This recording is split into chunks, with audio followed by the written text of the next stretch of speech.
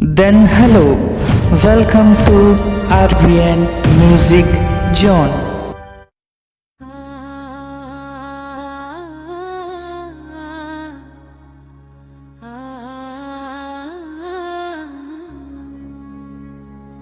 गड़ा बेला नागर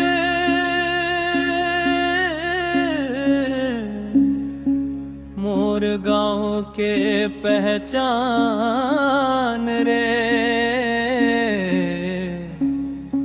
कच्ची घर के अंगना महके माटी के मुस्कान रे।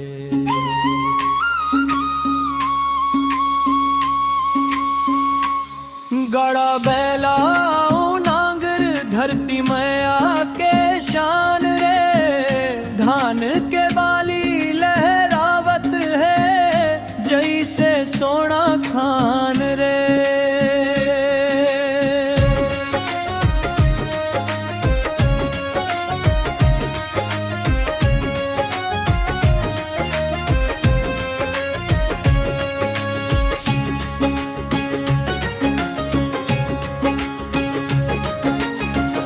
भिन सराहा के सुरतावे मुर्गा देवे बांगरे, दाई चूल्हा मंगागी जरावे महके भात के भाप रे।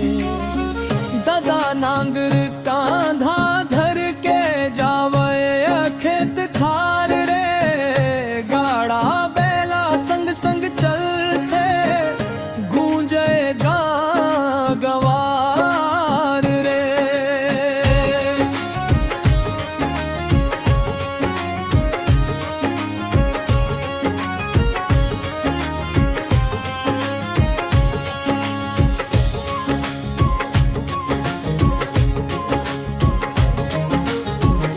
कच्ची घर के भीती ऊपर चित्र बनाएगे हावे, तुलसी चौरा मम दिया जर के माया के भात कहावे।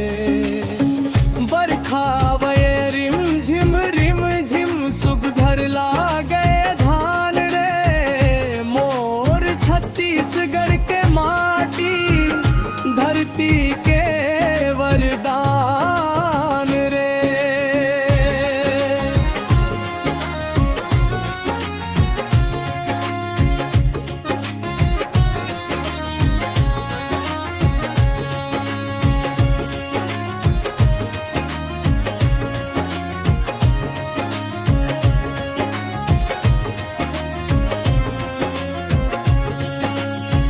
पोरा तिहार हरेलिया थे गाँव मंग खुशहाली रे। सुबाना थे कर्मा गूंजे बाजे मांदर ताली रे। नदिया नरवा तरिया चमके महके जंगल डार रे, गाड़ा बेला नांगर ले बस थे खेती संसार ले।